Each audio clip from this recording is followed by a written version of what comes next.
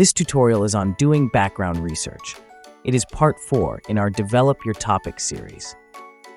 After watching this tutorial, you'll understand the importance of doing background research and be prepared to adjust your topic if your background research illustrates pitfalls.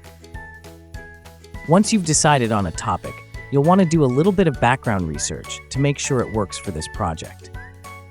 Sometimes, it turns out there isn't enough information for your research, or it's not the right kind of information. It's better to find that out now than 5 pages into your paper. Some good places for doing background research are the library's OneSearch tool, Google, and the Gale Virtual Reference Library database. Do a quick search for your general topic, such as the Civil War or the Gettysburg Address. Ask yourself the following: are there enough sources to complete this assignment? Are the sources the right kinds of sources?